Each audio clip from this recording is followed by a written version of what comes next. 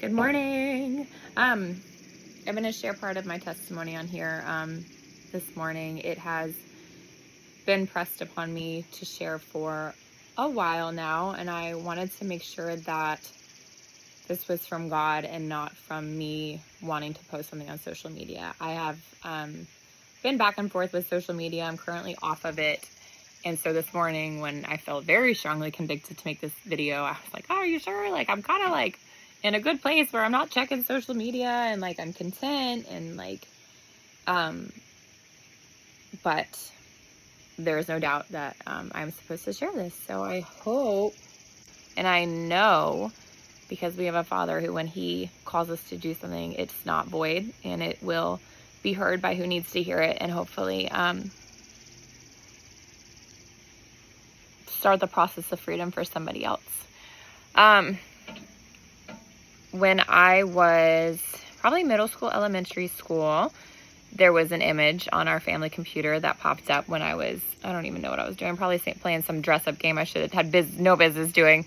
I don't know if anyone remembers the little, they weren't like Bratz, it was like the OG Bratz, where you would have these tiny little dolls and you could put all these like terrible outfits, honestly, if we're being honest. But anyway, probably doing one of those little dress-up games, and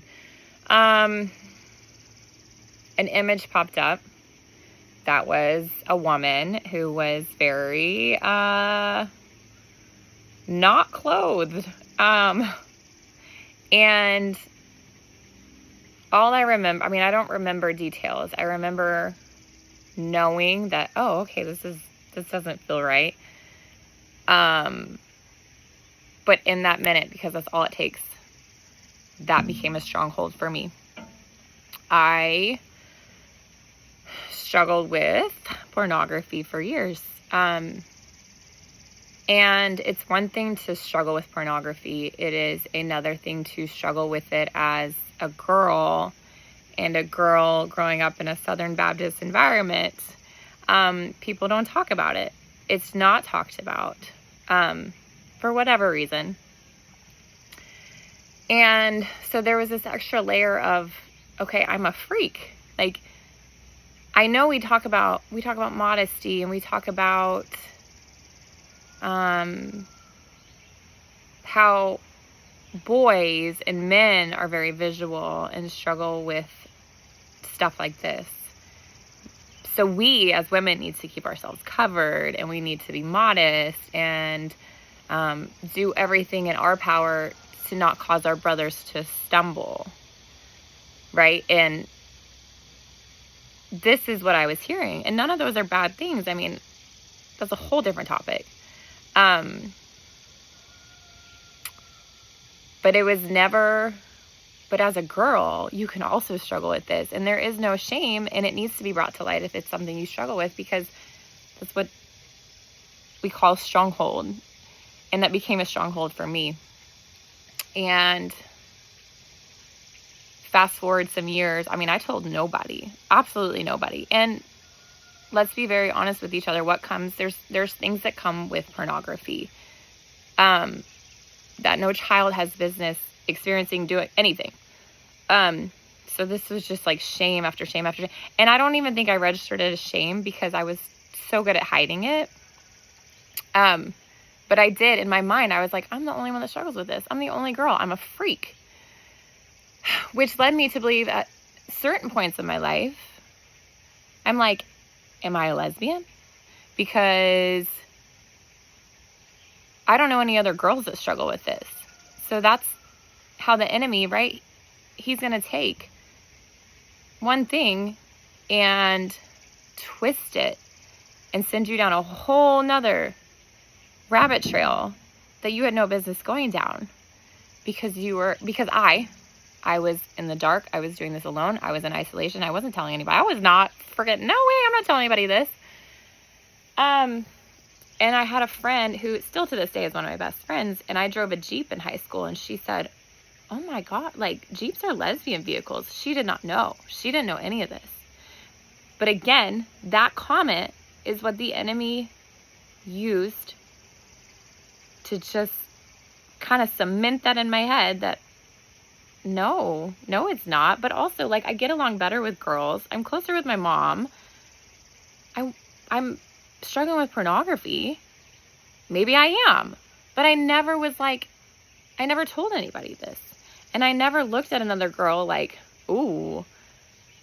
But I would always have that thought. And so in my friendships, I feel like I always pulled away and like never wanted to get super close because I'm like, this is weird. Like, what is going on with me? This is weird. And I've never shared this with anybody. So, hey guys.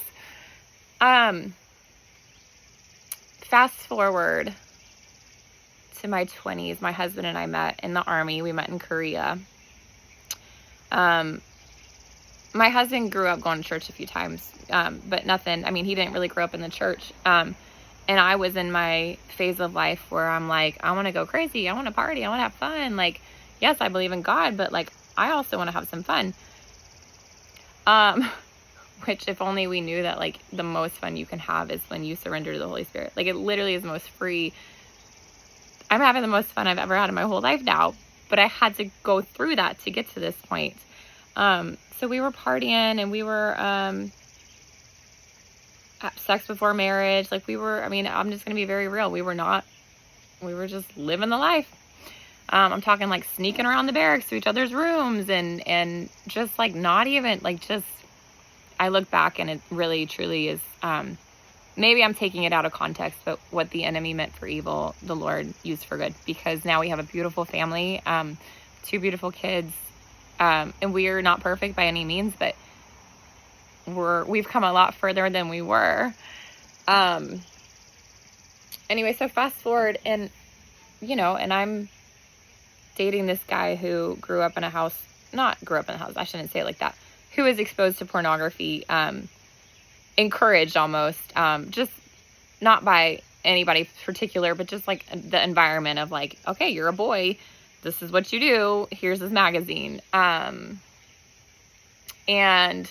so to him, it was like, okay, this is life. This is normal. This is what people do. Men like look at naked women and pornography. And so when he found out that I say struggled, he didn't see it as a struggle. He was like, oh, that's hot, right? And that's the environment. That's the culture. If a girl watches pornography, it's hot. Because then we can watch it together, right? And it's so twisted. It's so twisted, you guys. So over the years, fast forward, and I know this video is almost 10 minutes long now, so I'm going to try to just fast forward and get to the points. We moved back to Virginia. I started going to our church, our current church now, and he came with me over some years and over some time. God has worked on both of us, and I got to the point where I said, hey, like, I can't do this anymore. Like, this isn't cute. This isn't fun. This isn't healthy for our marriage. Like, this is a struggle, and this is something that I feel guilt over every single day, guilt and shame, and I feel conviction over, and it's not okay.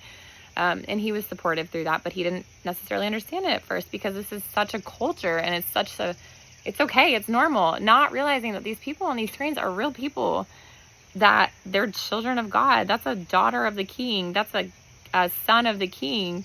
And we're just looking at them like objects. And not to mention what it does to our head and to our own, like, in a marriage, to your sex life. And I'm sorry, I'm getting real, but it's... So he was... And at that point, I was like, I want to stop, and I need your help. Like, I want your support. And it took some time, and I would do it, and he'd be like, okay.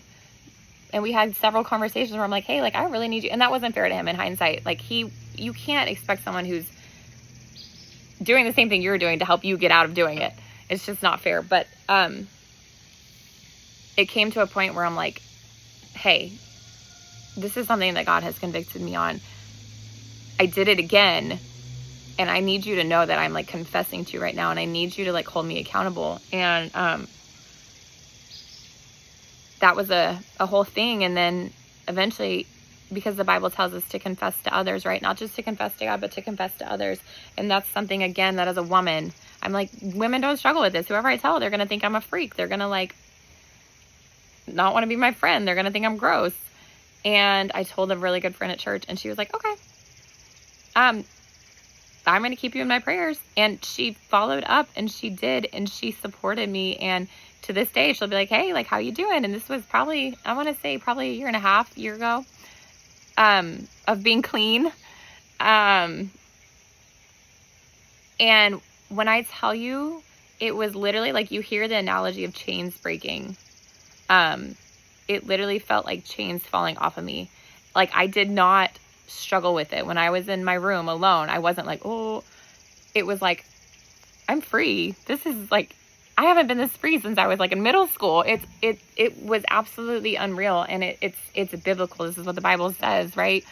But it's getting past that initial, like, if I do this, what will people say? Even like this morning when I'm making this video, I'm like, I was going to put it on TikTok, and God's like, nope, share it everywhere. And I'm like, yeah, but people know me on Facebook. And he's like, okay, great.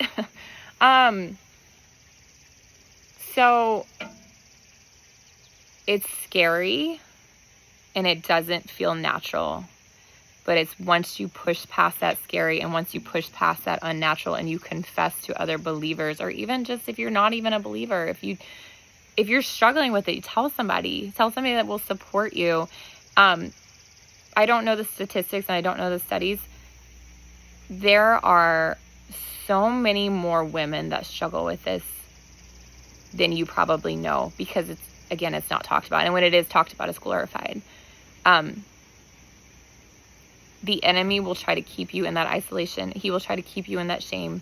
He will tell you, you're a freak. You're a weirdo. Women aren't supposed to struggle with this. This is a men thing. And if you do, it's okay, because like, whatever, who are you hurting? You're not hurting anybody, right? But in another video, because we're going on 15 minutes right now, maybe I'll go into some of the ways that it affected our marriage. I almost said infected, and that is true. Infected and affected our marriage. We've come a long way, but we are still, and again, a year and a half later into this, there's still an adjustment period of getting to a healthy place in that aspect of our marriage. And there is grace and there is kindness, and God has been so good to us, and he has been so, the word is just kind, because I am more in love with my husband than I have ever been. We are healthier than we have ever been. We are stronger in our faith than we have ever been. And that is just a small part of my testimony and my husband's testimony, but I just wanted to share it. And if you are a woman, if you are a woman in the church, if you are a woman outside of the church, there is no shame. There is no condemnation. Period. Yeah, I guess I'll stop there.